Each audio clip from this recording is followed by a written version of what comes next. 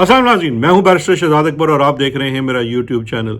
नाज़रीन, 26वां जो आइनी तरमीम है, 26वीं आइनी तरमीम वो पास हो चुकी और उस पर सदारती दस्तखत भी सख्त हो चुके और उसका गज़ट नोटिफिकेशन भी हो चुका।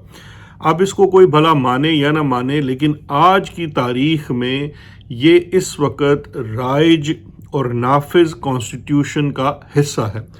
और सबसे बड़ा सवाल इस वक्त ये भी है लोगों के जहनों में, और जिसके ऊपर आज की बड़ी मैं गुफ्तगू करूँगा वीलॉग के अंदर, कि क्या अब सुप्रीम कोर्ट इसको नलिफाई कर सकती है इस 26वें आइनी तरमीम को या नहीं, और अगर वो करेगी तो उसकी सूरत क्या होगी, उसकी वर्किंग और मैकेनिक्स क्या होंगे।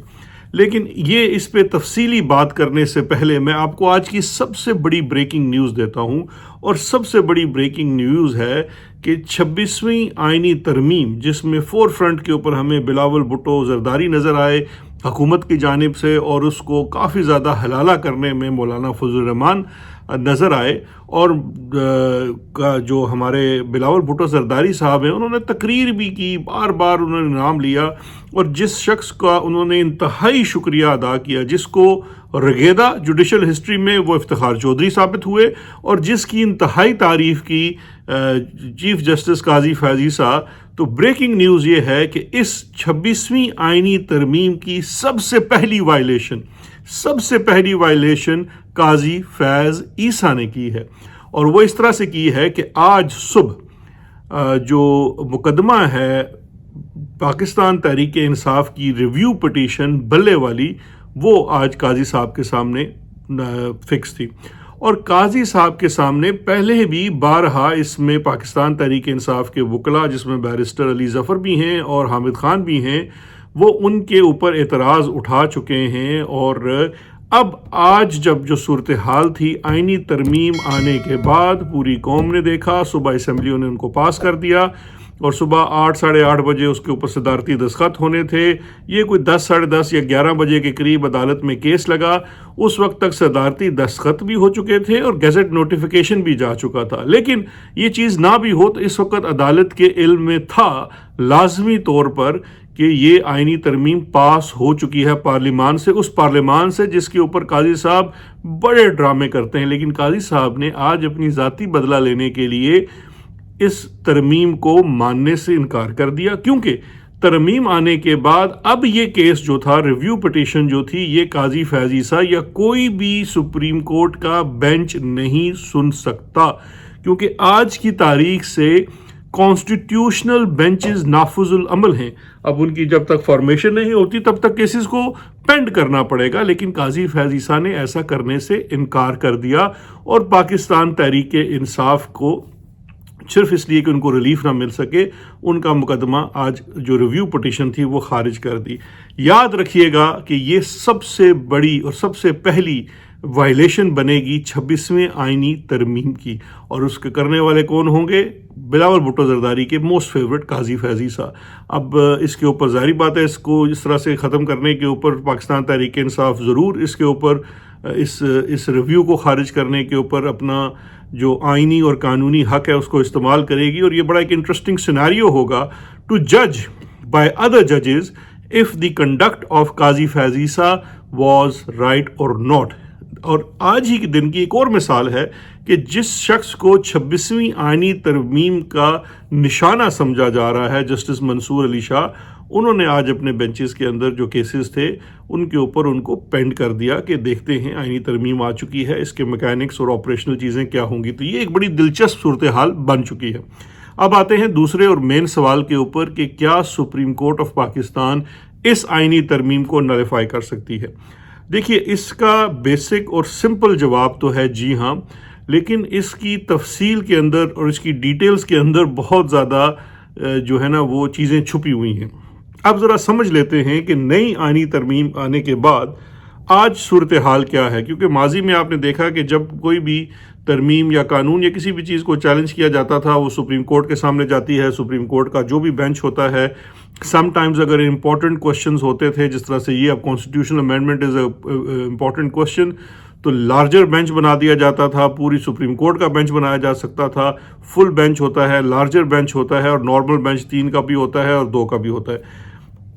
تو ڈپینڈنگ آن میٹر وہ بنتا تھا. اب یہ سچویشن نہیں رہ سکتی کیونکہ اب جو اس وقت نافذ الامن آئینی ترمیم ہے اس کے تحت سب سے پہلا سٹیپ یہ ہوگا. دیکھیے پہلی سٹیپ تو یہ ہے کہ اب سپریم کورٹ از خود کچھ نہیں کر سکتی کیونکہ سو موٹو کے اختیارات اس آئینی ترمیم کے تحت سپریم کورٹ کے ختم ہو چکے ہیں. اب اس کے اندر ہوگا کیا کہ اس کے اندر کوئی پارٹی یا کوئی شخص جو ہوگا وہ اس کے اندر اس کو درخواست گزار بننا پڑے گا. تو ایک نیچرل درخواست گزار اس کے اندر تو پاکستان تحریک انصاف، میں سمجھتا ہوں اپوزیشن کی وہ جماعتیں جنہوں نے اس آئینی ترمیم کو ووٹ نہیں دی، وہ اور کچھ انڈیویجولز جن کو اگر اٹھایا گیا یا ان کے اوپر جو بھی وزن ڈالا گیا، ان کو یہ پٹیشنز لے کر سپریم کورٹ میں اگلے کچھ دنوں میں جانا چاہیے اور جانا پڑے گا. اب جب وہ جائیں گے اس سے پہلے کیا ہوگا؟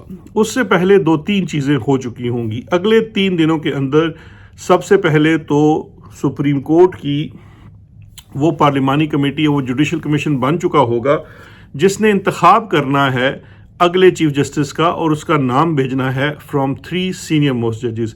وہاں پہ بھی میں ایکسپلین کر چکا ہوں کہ سچویشن اس طرح سے انٹرسٹنگ ہے. ویسے تو کچھ لوگ یہ خبریں بھی اڑا رہے ہیں کہ شاید جسٹس منصور علی شاہ کو ہی اس میں چیف جسٹس مقرر کر دیا جائے.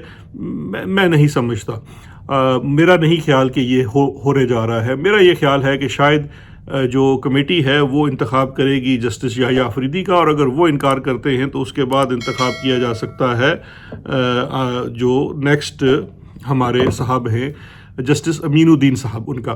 اور دونوں صورتوں میں دیکھنا ہوگا کہ کیا ہوگا. اچھا، پھر اس کے بعد دوسرا ایک بڑا اہم سوال یہ پیدا ہوتا ہے کہ کیا جو سینئر ججز ہیں، جس طرح فوج میں ہوتا ہے جونیئر جرنیل چیف بن جاتا ہے تو ریزائن کر جاتے ہیں، کیا سینئر ججز ریزائن کریں گے یا ان کو ریزائن کرنا چاہیے یا نہیں؟ میرا یہ خیال ہے کہ اگر یہ سچویشن اس امینڈمنٹ کو چیلنج کرنے کی طرف جاتی ہے تو پھر ان ججز کو ریزائن نہیں کرنا چاہیے فی الوقت. اور اب دوسری صورتحال کیا بنے گی؟ ایک تو چیف جسٹس آ جائے گا. اب چیف جسٹس کا رول یہاں پہ بڑا محدود رہ گیا ہے کیونکہ ماضی میں جو چیف جسٹس تھا اس کا بہت کلیدی کردار ہوتا تھا بینچز بنانے کے اندر، اور کون سے مقدمات کس کے پاس جانے ہیں یہ ایڈمنسٹریٹیولی انہوں نے ڈیسائیڈ کرنا ہوتا تھا. اب سچویشن بدل چکی ہے. بینچز بنانے کا اختیار جو ہے وہ جو نئی امینڈمنٹ آئی ہے، جو امینڈمنٹ ایکٹ آیا ہے اس کے اندر جو کلاز 14 ہے جو آرٹیکل 191A کے اندر تبدیلی کرتی ہے اور کانسٹیٹیوشنل بینچز بناتی ہے، تو وہ کانسٹیٹیوشنل بینچز اب بنائیں گی وہ جوڈیشل کمیشن. اب جوڈیشل کمیشن کی جو اس وقت حیثیت ہے اس میں 8 نان جوڈیشل ممبرز ہیں اور 5 جوڈیشل ممبرز ہیں. 5 جوڈیشل ممبرز میں چیف جسٹس اور 4 ججز ہیں. باقی سارے ممبرز جو ہیں وہ حکومتی یا پارلیمانی ہیں جس میں اپوزیشن کا بھی حصہ ہے. اچھا، اب ان لوگوں نے بینچز بنانے ہیں، کانسٹیٹیوشنل بینچز مختلف میٹرز کو سننے کے لیے. ویسے ابھی چونکہ یہ بہت جلدی میں ترمیم کی گئی ہے، اس کے اندر اسی جوڈیشل کمیشن نے رولز بھی بنانے ہیں کیونکہ بہت زیادہ سوال اس کی پریکٹیکلٹی کے اوپر رہ گئے ہیں، کیونکہ کمیشنز تو جو بینچز ہیں وہ تو بہت زیادہ بنتے ہیں اور ہفتوں کے حساب سے تواتر کے ساتھ بنتے ہیں کیسز کے اوپر. پھر کس بینچ کے پاس کون سی چیز جانی ہے؟ کیا ایک بینچ بنے گا، 2 بینچز بنیں گے، 4 بینچز بنیں گے، کتنے بینچز بنیں گے سپریم کورٹ کے اندر کانسٹیٹیوشنل بینچز؟ اور یاد رکھیے گا کہ اس کی منیمم تعداد 5 بتا دی گئی ہے اور اس میں 4 صوبوں کی نمائندگی کی بھی بات ہوئی ہے کہ 4 صوبوں کی نمائندگی ہوگی. تو پھر اس کے بعد کیا ہوگا کہ ہر بینچ کے اندر چیف جسٹس ہوگا اور 4 مختلف صوبوں کے جو ججز اس کے اندر ہوں گے.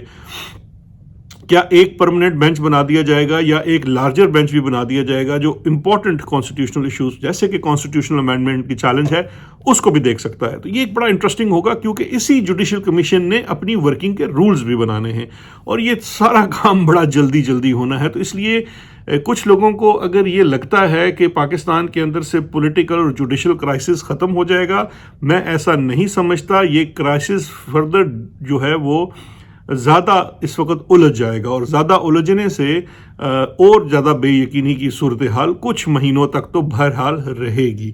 اچھا، اب یہ جو ہم آتے ہیں چیلنج کی طرف کہ یہ امینڈمنٹس نلیفائی ہو سکتی ہیں. جس طرح میں نے کہا کہ ٹیکنیکلی یس، یہ امینڈمنٹس جو ہیں وہ نلیفائی ہو سکتی ہیں، ختم ہو سکتی ہیں اگر سپریم کورٹ کا فیصلہ آتا ہے، لیکن اس کا فیصلہ کون دے گا؟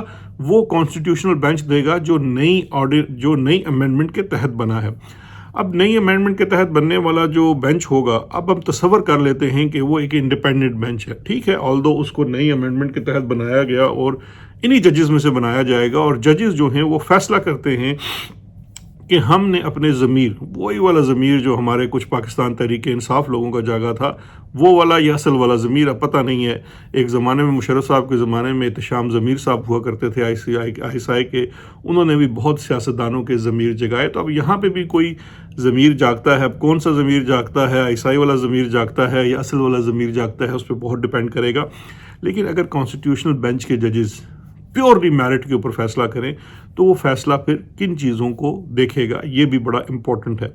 دیکھیے، دو چیزیں ہیں، ایک جو اصولی بات ہے جس کے اوپر کچھ اختلاف ضرور ہے، لیکن اوور اینڈ ابو جو اس کے اوپر ویو ہے وہ یہی ہے کہ ہر آئین کا، ہر کانسٹیٹیوشن کا ایک بیسک سٹرکچر ہوتا ہے۔ بیسک سٹرکچر کے اندر اس کے کچھ فارمل چیزیں آ جاتی ہیں، جیسے کہ پاکستان کے بیسک سٹرکچر جو ہے کانسٹیٹیوشن کا، اس کے اندر فیڈرلزم ہے، اس کے اندر اسلامک پروویژن کی سپریمیسی ہے، اس کے اندر جو سپریشن آف پاور ہے، اس کے اندر انڈیپینڈنس آف جوڈیشری ہے، یہ اس کے کچھ بیسک سٹرکچرز ہیں۔ اب آیا سپریم کورٹ کی ورکنگ اور اپوائنٹمنٹ کے اوپر پارلیمان کی بالادستی بیسک سٹرکچر کو ڈسٹرائے کرتی ہے یا نہیں، یہ ایک بہت ڈیبیٹیبل کوشچن ہے۔ میں کوشش کر رہا ہوں کہ میں آپ کو ایک باقاعدہ طور پر لیگل اوپینین دوں جو کسی بھی قسم کے جذبات اور آپ کی ایفیلیشن سے ہٹ کر ہو۔ دیکھیے، اگر بیسک سٹرکچر کی بات آئے گی تو یہ ایک 50-50 چیز ہے کہ انڈیپینڈنس آف جوڈیشری کو یہ دو چیزیں متاثر کرتی ہیں یا نہیں جو اس بنیادی امینڈمنٹ کا حصہ ہیں۔ کچھ لوگوں کا خیال ہوگا کہ یہ بالکل اس کو متاثر کرتی ہیں، کیونکہ اس کے بعد کوئی بھی جو جج ہے وہ انڈیپینڈنٹلی کام نہیں کرے گا، وہ ہمیشہ سے ایگزیکٹو کی طرف اور پارلیمان کی طرف دیکھے گا، ان کی خوشنودی حاصل کرنے کی کوشش کرے گا۔ جبکہ کچھ لوگ مثال یہ دیں گے تو پھر کیا 90 کی دہائی میں یا اس سے پہلے 70-80 کی دہائی میں جب ججز سیاستدان ہی لگاتے تھے اور صرف ایگزیکٹو، اب تو پارلیمان آ گئی ہے، اس وقت ایگزیکٹو لگاتی تھی، تو کیا اس وقت آئین کا جو بیسک سٹرکچر ہے وہ ڈسٹروائے نہیں ہوا تھا؟ یہ بھی ایک سوال ہوگا اس ہسٹوریکل پرسپیکٹو کے اندر۔ اور پھر یہ بھی دیکھا جائے گا تو اس کا کیا مطلب ہے کہ اس زمانے میں جب ججز جو تھے یا چیف جسٹسز کا جو انتخاب تھا وہ انڈیپینڈنٹلی نہیں ہوتا تھا، تو اس وقت کیا وہ کمپرومائز ہو جاتے تھے یا نہیں؟ تو یہ ایک بڑا ہی انٹرسٹنگ ہوگا۔ تو اب اس چیز کا اب یہ ڈیپینڈ کرتا ہے کہ ججز اس کی کیا انٹرپریٹیشن کرتے ہیں۔ لیکن ایک اور چیز جو بڑا اہم کردار ادا کر سکتی ہے، اور اس کے لیے اس پہ مجھے اپریشیٹ کرنا چاہیے علی ظفر صاحب کو۔ علی ظفر صاحب ایک وکیل ہیں اور وہ بہتر سمجھتے ہیں کہ جب کانسٹیٹیوشنل جو جوڈیشل انٹرپریٹیشن ہوتی ہے کانسٹیٹیوشن پروویژنز کی، لا میکنگ کی، تو اس وقت پارلیمان کے اندر کی جانے والی تقاریر جو ہیں وہ بہت اہم کردار ادا کرتی ہیں۔ تو اس لیے علی ظفر صاحب کی سینٹ کے اندر کی جانے والی تقریر، عمر ایوب کی نیشنل اسمبلی کے اندر کی جانے والی تقریر، بیرسٹر گوہر کی جانے والی تقاریر، یہ وہ تقاریر ہیں جو بہت اہم کردار ادا کریں گی جب ان کانسٹیٹیوشن پٹیشنز کی، ان کانسٹیٹیوشنل امینڈمنٹس کی انٹرپریٹیشن ہوگی۔ وہ اس طرح سے کریں گی کہ یہ ریکارڈ کے اوپر، پارلیمان کی ڈیبیٹس کے اندر ریکارڈ کے اوپر وہ چیزیں لے کے آتی ہیں، اسپیشلی جو ہمارے علی ظفر صاحب نے، میں سمجھتا ہوں کمال چلاکی سے اور بڑی ہوشیاری سے انہوں نے وہاں پہ ایویڈنس کا بھی ذکر کیا اپنی پارلیمانی تقاریر کے، جو سینٹ کے اندر کی جانے والی تقریر کے اندر، جس میں انہوں نے ایفیڈیوٹس کا ذکر کیا، ایویڈنس کا ذکر کیا، جس کے مطابق جو آپ کے لوگوں کے ساتھ جو ان کی فری ول کو، دیکھیے یہاں پہ دو ایشو ہیں۔ ایک ایشو تو یہ ہے کہ لوگوں نے لائلٹی شفٹ کی، جس میں سے مینگل گروپ کے 2 سینیٹرز ہیں اور پھر پاکستان تحریک انصاف کے 6 یا 7 ارکان ہیں جنہوں نے نیشنل اسمبلی میں لائلٹی شفٹ کی۔ اس میں کچھ لوگ انڈیپینڈنٹ تھے، کچھ نہیں تھے، تو وہ بھی ایک ڈیبیٹ رہے گی۔ لیکن یہاں پہ سوال ہوگا فری ول کا، کیونکہ جو چیزیں پہلے ریکارڈ سے باہر پبلک میں، اخبارات میں، سوشل میڈیا کے اوپر اس طرح سے رپورٹ ہو رہی تھی، وہ ایک الگ بات ہے۔ لیکن جب آپ کی پارلیمنٹری ڈیبیٹ کے اندر وہ آ جاتی ہیں تو پھر یہ وہ اس ایویڈنس کا حصہ بن جاتی ہیں جو کورٹ اس کو ایگزامن کر سکتی ہے۔ اب عدالت اس کو لے کر دیکھ سکتی ہے کہ یہ چیزیں رپورٹ ہوئی ہیں، تو پھر یہ ایک بہت بڑا سوال ہوگا کہ کیا آیا اس وقت جس وقت پارلیمان کے اراکین نے اپنی رائے کا اظہار کیا ان کانسٹیٹیوشنل امینڈمنٹس کو کرنے کے لیے، کیا اس وقت ان کے پاس آزادی رائے تھی؟ کیا انہوں نے اس اپنی رائے کا اظہار فری ول سے کیا یا نہیں کیا؟ اس وقت کیا سچویشن تھی؟ کیونکہ اس وقت اب ریکارڈ کے اوپر وہ ویڈیوز بھی موجود ہیں کہ کس طرح سے مینگل گروپ کے لوگوں کو ماسک پہنے ہوئے لوگ عدالت پارلیمان کے اندر لے کر آئے، اور پھر جو پی ٹی آئی کے لوگ تھے وہ کدھر گمشدہ تھے، کتنے دنوں سے گمشدہ تھے، اور ان کے پہلے کے موجود ایفیڈیوٹس اور بعد کے کی ہوئی جو ان کی حرکات ہیں وہ کس تناظر میں جائیں گی. ان تمام چیزوں کا احاطہ جو ہے وہ عدالت یا وہ کانسٹیٹیوشنل بینچ ضرور کر سکتا ہے اگر وہ میرٹ کے اوپر انصاف کرنا چاہے گا. میں یہ سمجھتا ہوں اس وقت لائلٹیز، ایفیلیشنز، ان سے ہٹ کر ایک نئی چیز کی طرف ہم شاید جا رہے ہیں. جوڈیشل سائیڈ، اگر آپ اس وقت جج ہیں اور صحیح معنوں میں ایک کوئی لائق شخص ہے، جس طرح منصور علی شاہ صاحب ہیں، منیب صاحب ہیں، آفریدی صاحب ہیں، اور جو ججز ہیں، یہ 3 نام تو میں انڈیپینڈنٹلی یا خود سے پرسنلی جانتا ہوں کہ یہ بڑے لائق وکلاء تھے اور بڑے اچھے پیسے کماتے تھے، لیکن جوڈیشل آفس میں جانے کی وجہ یہ تھی کہ وہاں پہ کچھ کر گزرنے کا ان کے پاس چانس تھا یا کچھ کر سکتے تھے، انڈیپینڈنس تھی. لیکن اب اگر اس کے بعد بھی وہ اگر یہ کانسٹیٹیوشنل امینڈمنٹ اسٹرائک ڈاؤن نہیں ہوتی اور ایز اٹ از رہتی ہے جس طرح سے یہ ہے، تو اس کے بعد ایک بہت بڑا سوال پیدا ہو جائے گا کہ کوئی شخص جو تھوڑا سا بھی اپنے اندر عقل شعور رکھتا ہے یا کوئی انڈیپینڈنس رکھتا ہے، وہ کیوں کر اس قسم کی نوکری میں جائے گا؟ کیونکہ اب یہ ایک سروس نہیں رہ گئی، یہ ایک نوکری بن کر رہ گئی ہے. تو اب دوسری چیز جو ہے کہ جوڈیشل سائیڈ کے اوپر، چاہے اب اس بینچ کے اندر، کانسٹیٹیوشنل بینچ کے اندر موجود شخص کا تعلق کسی بھی صوبے سے ہو، اس کا ذہنی جو رجحان ہے وہ کسی بھی جماعت یا کسی بھی سوچ سے ہو، اگر وہ اپنے انسٹیٹیوشن سے، جوڈیشری سے، لا کی فیلڈ سے، لیگل فرٹرنٹی سے وہ کسی بھی صورت لائل ہے، اور وہ لائل بھی میں کہتا ہوں غلط لفظ استعمال ہو گیا، اگر وہ سچائی پہ کھڑا ہے اور صحیح معنوں میں انٹرپریٹیشن کرنا چاہتا ہے، تو پھر اس کو، میں ہرگز یہ نہیں کہہ رہا کہ اس کو کیا فیصلہ کرنا چاہیے، لیکن پھر اس کو اس ٹیسٹ کے اوپر فیصلہ کرنا ہوگا کہ in real sense judicial independence کیسے رہ سکتی ہے. کیونکہ وہاں پہ ایک بیلنس بھی کرنا ہوگا. وہ بیلنس کیا ہوگا؟ ایک طرف ہسٹری ہے جوڈیشل اوور ریچ کی، اور دوسری جانب آپ کی ہسٹری ہے ایگزیکٹو اوور ریچ کی. ان دونوں کے مابین ایسا کیا جسے کہنا چاہیے کہ وہ ایک متوازن جگہ تلاش کرنی ہوگی جہاں پہ انڈیپینڈنس آف جوڈیشری انٹیکٹ رہے اور اوور ریچ آف جو ایگزیکٹو ہے اس کو بھی چیک کیا جا سکے. یہ ایک لٹمس ٹیسٹ ہوگا میری ناقص رائے کے اندر سپریم کورٹ کے اس کانسٹیٹیوشن بینچ کا جس کے سامنے یہ معاملہ جائے گا. کیونکہ دیکھیے، یہ ہماری پارلیمان نے یا ہمارے پولیٹیشنز نے ہیسٹ میں کیا، جلد بازی میں کیا، ان کے اوپر ایک تلوار بھی لٹک رہی تھی، فوجی لوگ بھی سر پہ کھڑے تھے، میٹنگز کے اندر بھی موجود رہے وغیرہ وغیرہ.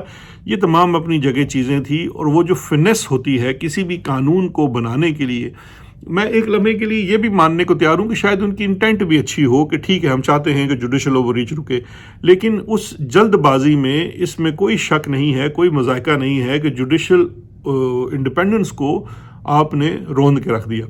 اب جب یہ جوڈیشل، دیکھیے، کیونکہ ماضی میں ہمیں ایسی بہت ساری جوڈیشل امینڈمنٹس ملتی ہیں جہاں پہ جوڈیشری نے پھر انٹرپریٹیشن کر کے ان میں امپروومنٹ بھی کی ہے. ایسے قوانین موجود ہیں جن کے اندر کچھ ایسے چیکس سجیسٹ کیے گئے. یاد رکھیے ایک اور بھی اصول ہے کہ عدالت جو ہے وہ کسی صورت، اور یہ ماضی میں مثالیں بھی موجود ہیں کہ جب عدالت اوور ریچ نہیں کرتی تو پھر وہ امینڈمنٹ سجیسٹ کرتی ہے، اور وہ یہ کہتی ہے کہ اگر اس کے اندر یہ چیزیں ڈال دی جائیں تو پھر یہ ایک انڈیپینڈنس کو برقرار رکھیں گی.